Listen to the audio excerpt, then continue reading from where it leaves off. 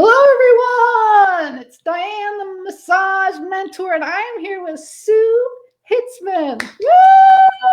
Woo! So, I've been watching you online, and I know that it's okay just because of our warm up session here that it's okay to say that you are so ripped. Oh my goodness. You are so ripped. 50 and still looking good. It's so awesome. Thank you very much. Yes. And, you have put together this awesome platform called Melt. If anybody watching hasn't seen it or anyone that tunes in later, it's an amazing platform. And it's an amazing thing that you've put together. But I don't want to start with that. I want to start with this wild, long journey because I feel like, I don't know about you, that the best way to get to know a body or help someone with their body is to know thyself. So please tell me a little bit. Tell us, you were on the front of Fitness magazine in the 90s. We got like all kinds of history to catch up on. So give us a little overview of the journey. Oh my God, once upon a time, right? I've always been fascinated with aging and longevity. I mean, I think my journey really started when I was younger. I had a great grandmother who was super spry, and one year I went back to see her and she was like in an old folks home and didn't know who I was and thought I was my mother, kept calling me little Linda. And I think it really shell shocked me, like when you're young and you don't really understand death or aging. And I got back in the car with my aunt and I said, what happened to great grandma? And she said, she just got old. And my brain, I think, just started to tick. And I was like, are you going to get old? She said, yes. Am I going to get old? She said, yeah. I go, well, how do you stop that from happening? She says, you don't, it's happening right now. And I went back to my mother, like, I'm dying, like my mother's like, what happened in Chicago? So and I think, back in the 70s what epitomized, wellness and fitness and health were people like Jack LaLanne and Jane Fonda. So I gravitated toward fitness at a very young age. And I went from kind of being, my dad used to call me a heifer and pick on me, because like everybody was bloated in the 80s, because we were all eating who the heck knows what. And I went from kind of a chubby kid and then started to exercise and lift weights. And suddenly I turned into this pretty muscular kid and excelled in sports. And so by the time I got into my early 20s, I had been in fitness. I was a group exercise instructor and doing jazzercise and calisthenics when I was 16, 17. Did you have leg warmers? I did. I still wear leg warmers. As a matter of fact, I'd bring that back as a trend. We should all wear leg warmers, in fact. And then, I got my master's in physiology and anatomy. And in the middle of that, I met Jim and Phil Wharton with active isolated stretching, who turned me on to Leon Chaitau's work and what neuromuscular therapy was. And I just had the privilege of working with a lot of high performance athletes and getting people back out on the field faster. And what was the turning point for me is in my late 20s, one day I woke up and the bottom of my foot hurt me. And I thought, maybe I stepped on a piece of glass. And what started out as plantar fasciitis became this body-wide pain. I was exhausted. I was mentally fatigued. And it got me thinking when they said plantar fasciitis, I was like, fascia, like, is it possible my fascia is inflamed? And is that what's causing me my pain? And if that's the case, I mean, there's no exercise for that. What the heck is that? And back in the late 90s, that's when Google came up and the internet became a thing. And so the very first word I typed in was inflamed fascia. And so cool. About 150 sites came up, and most of them were about airplane propellers or sticks wrapped in twine. But the ones that were about the human body, most my age, I went to every single site and I started to look up what fascia was. And it was like, what is this? And back then, a lot of the researchers were putting their phone numbers in the research paper. So I would just start calling people.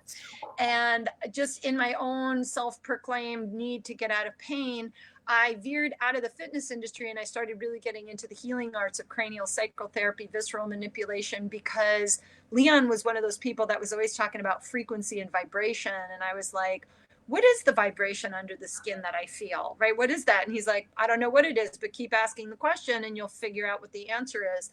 And so it became a snowball effect. And then 9/11 happened and my private practice suddenly went from working with athletes to working with people with post-traumatic stress disorder. And that was a wake-up call for me because I realized, gosh, emotional trauma can actually cause more physical pain than getting into a physical pain problem. And that was kind of what happened with my foot. And I think it got me thinking about how the brain really is producing our sense of pain, but what's going on in the body that perpetuates it.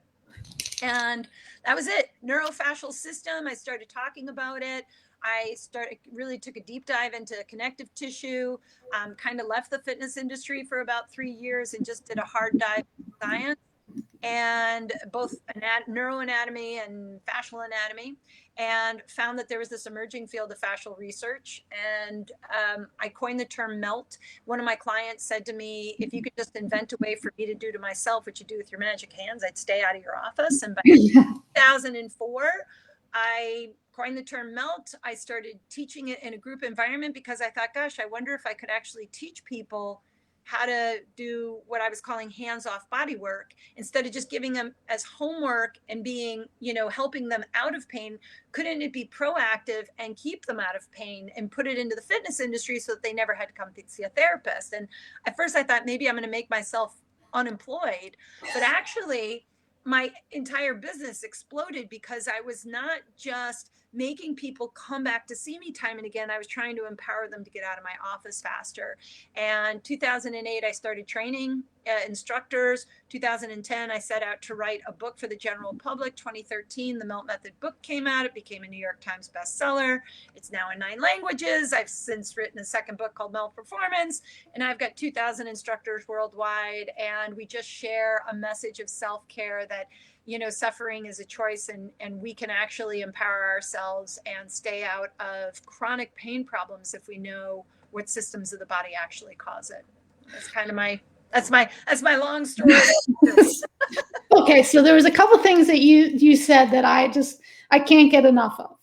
I can't get enough. One is PTSD, and just two, the emotional aspects that it's not necessarily, you just said, I don't know if these are the exact words, like it's not always a physical thing that causes the most pain. Sometimes it's a trauma.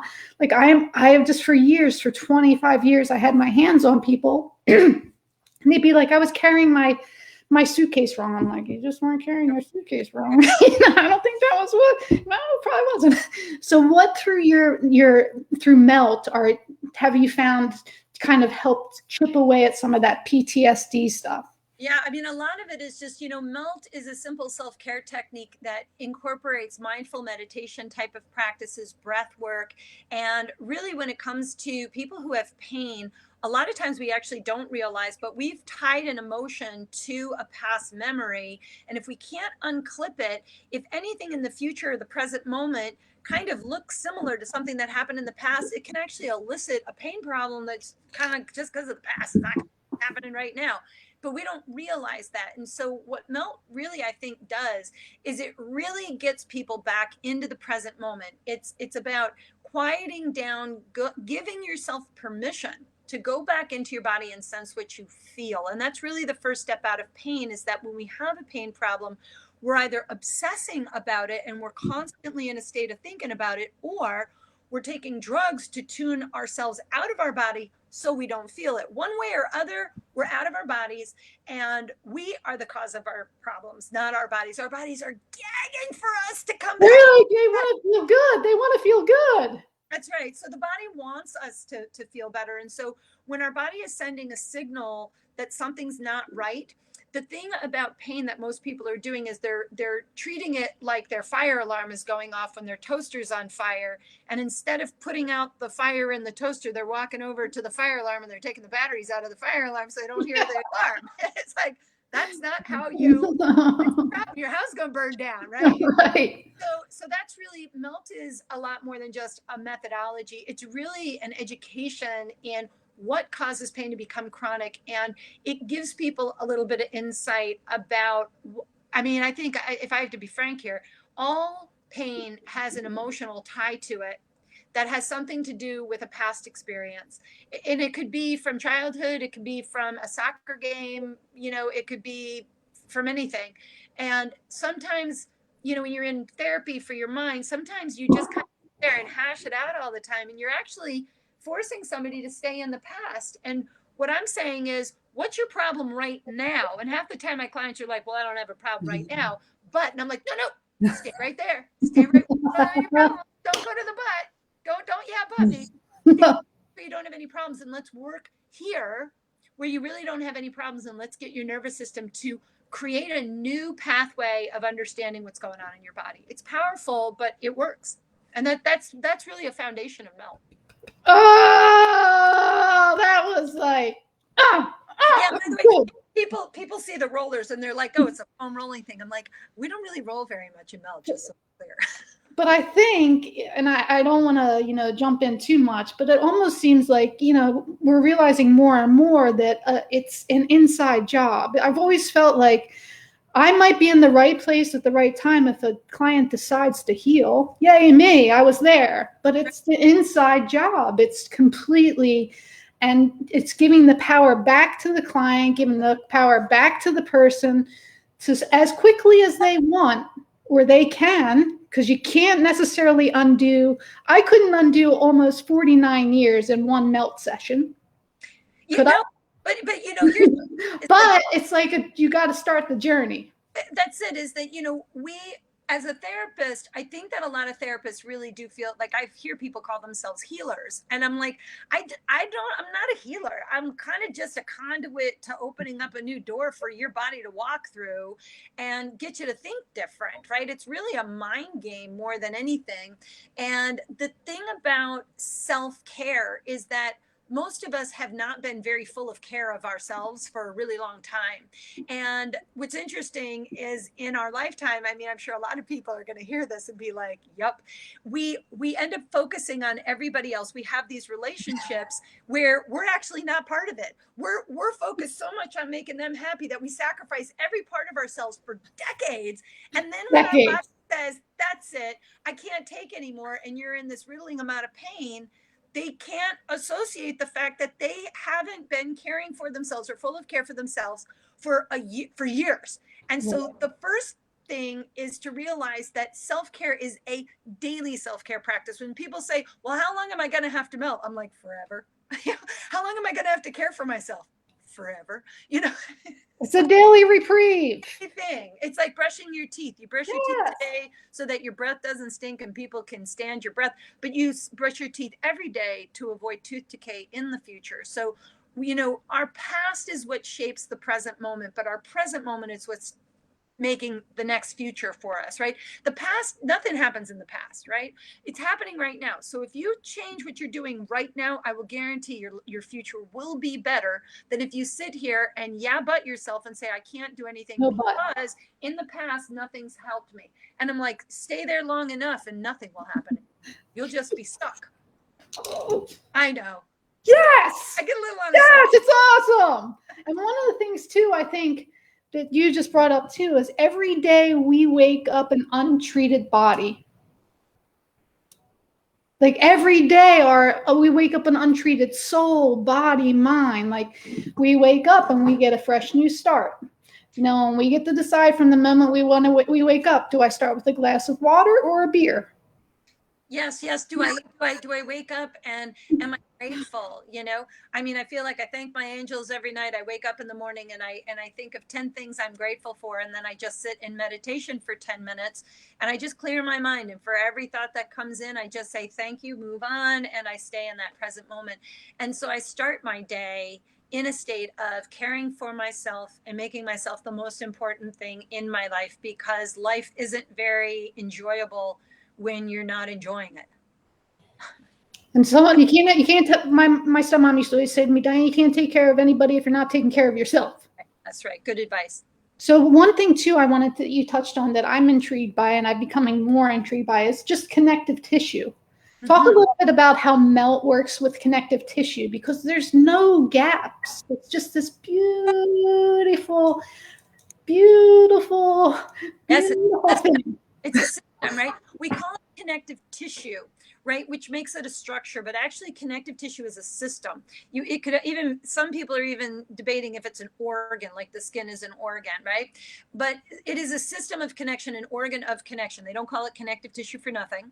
And all fascia, which is a three-dimensional fluid-based architectural matrix under your skin. It's primarily made up of collagen and fluids, and the fluids in the tissue are kind of a gel-like substance. There's these proteins that attract water into the matrix and kind of make it more of a gel-like substance.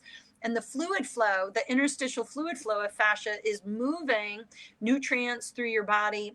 It is not just supporting your muscles and your bones and your joints. It is supporting every nerve, every blood vessel, every cell, and it is inherently linked to the lymphatic system, which is part of your immune system. The fluid flow of fascia is being driven into the lymph system through these pre-lymphatic channels.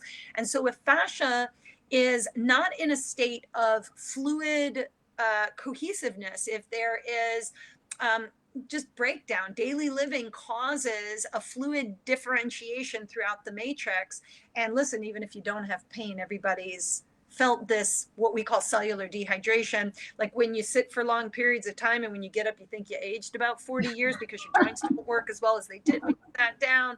That's your fascia talking to you. That's your fascia saying, hey, I'm stiff. And the thing is, think about it like a sponge. You know, you don't just slop water on a sponge. You got to kind of work the fluid into the sponge to make the sponge useful. You squeeze it out, you let it go, then you can fill more fluid into the sponge. And especially in the superficial fat, right under your skin, you know, we take for granted we can pull up our skin and then let it go and it goes back to its original shape until it doesn't. But the fascia is what's giving the tissue the elastic property. That's, you know, what you see on your skin is happening not just on the skin's layer, it's actually like tethers pulling on the skin. It's what makes wrinkles, it's what makes cellulite. And so connective tissue is really the system of the body that supports, protects, and stabilizes everything. And your nervous system relies on the fascial net, so that the free nerve endings that are living in fascia, we actually have more sensory nerves living in fascia than in muscle or anywhere else in the body. I mean, maybe our organs have more, but even organs are fascia, right? So there's a signaling that's happening, and fascia is a neuroelectrochemical system that, again, is it's a transportation highway for nutrients. It's what pulls toxins and waste out of our body. It supports the lymph so that we draw and junk dump waste out of our body from day to day. It is where cells proliferate and differentiate. And it's, you know, fascia is related to everything from our aging process to pain problems to how you just feel in your resilience. It's a system that we should all know more about, for sure. And definitely, I would say, and I've heard through many cultures, that movement is really a big part of. That's it. You got to move. I mean, yeah. I mean, movement is life, right? A body that is in motion stays in motion. A body that rests dies. And really, the stagnation happens, you know, with older adults. If you ask them why they don't move around, most of the time it's actually not back pain, it's foot pain that debilitates an older adult. Their legs start to break down because they kind of slow down and they sit more often. And that's a real curse. You know, I always say, you know, sitting is like, you know, people say it's like the new smoking. I say it's a desk sentence, right? We're sitting so long that we're actually atrophying the stability architecture of our own body. And then you get up and your joints hurt. So what do? You sit back down and you make it worse. And so it's a vicious cycle sitting. You know, we need to get up. We need to move around. Any type of movement is of benefit. You know, melt or otherwise, right? I mean, melt is directly addressing connective tissue. And the thing about exercise that people have to remember is that lots of people eat right and exercise and still have chronic pain. So we know that there's something missing in fitness. Yes. It's not just movement. It's how we move. It's the consistency. It's the quality. And it also has a lot to do with just tuning in to what we feel. I think a lot of times when people exercise, they're like zoned out. They're taking a Zumba class and they're paying attention to everybody around them. And does my butt look fat? And look at their abs. Don't look that good. And we're judging, and our egos are in the way. You know, it's like a big mess in our head, right? So know, if you just get quiet with yourself, I think that's why yoga can be so beneficial, why meditation is so important. And again, Melt adds those types of disciplines into the practice of self-care, but we're exploring our body with touch using soft tools. And that's also a unique component of melt. You know, we're using softballs primarily. We're using rollers that have a lot of sponge to them. You know, most rollers are like hard objects, and like at this point people are putting, you know, grids on their rollers like spikes. And I think to myself, why would you want to roll on something with spikes? And here's the thing, if you're in pain, why would you cause more pain to get out of pain? It doesn't even make any sense. You know, Right. you're out your nervous system. And if really what you want to do is get out of pain, it's not just about learning how to tap into fascia. It's learning how to tap into the autonomic components of your nervous system that elicit the pain response. That's important for people to understand. I mean, that's why it's important. Huh? That's why touch is so important. That's why as therapists, you know, we're sharing energy with clients. We're giving them our love. We're giving them our care. And sometimes that's what it is. It's not, oh my God, you know, she fixed my knee. And I'm like, no, I just touched you and gave you a whole bunch of my love, and that made you feel better. It's so true. It's so true. You don't know. And so I'm going to put all the information about your site up. I would highly recommend that people get on and try the melt method. Obviously, the creator knows a little bit about the body. A little, just a little, right? Don't done some research. So I have to say, it's been such an honor and such a joy to get to listen to you today. And I hope one day you'll join me again, because I feel like I got on, I was like, and I'm like, let's go. Let's go. And, you know, I mean, I always give out free content. I'm on, you know, if anybody is on social media, you can go to Facebook and type in Melt Method. You can go to Instagram. I send out a bunch of stuff on YouTube. I have a streaming app where every week I put out a new self-care treatment for pain, performance, lifestyle. You want to play golf and you want a prep map or a recovery map. If you have a back problem, or you just want to, you know, decrease some emotional stress, there's maps for everything. And again, if you want a little extra help, yeah, we've got thousands of instructors worldwide, and you can go to the meltmethod.com website and just type in on the find search, just put your zip code in, and you might find that there's an instructor teaching online classes, and in areas where it's safe to teach in groups, they're doing that too. One thing, a quick, just before I let you go, because I thought that was cool too, and I got so fired up, I forgot. Tell them a little bit about the map. Sure. So maps are what I call, like, instead of calling them treatments, because when you use the word treatments, people like get kind of tripped out. So we have moves, sequences, and maps. A melt move is just one thing. A sequence is a series of moves put together to yield a specific result, and a melt map is me putting together sequences to yield a result for something. So if it's melt for knee pain, or it's melt for golf, or it's melt for sleep, you know, it's melt for the desk sentence, melt for sleep and booty, right? You know, melt for sciatica, you know. So if it just takes the guesswork out of how to use melt. And on the app, there's a whole getting started section so that you really learn what the methodology is about, and then how to basically learn each technique. There's tutorials, there's self-care treatments, which again we call melt maps. Yeah. And I'm gonna post all the information, and I would highly recommend you guys check it out. It's just so thoughtful and so well thought out and just so genius. And thank you so much, Sue, for your time. I really appreciate it. If you would hang tight, everyone, we're gonna sign off for now, but I'll see you soon. Thank you, Sue. Thank you.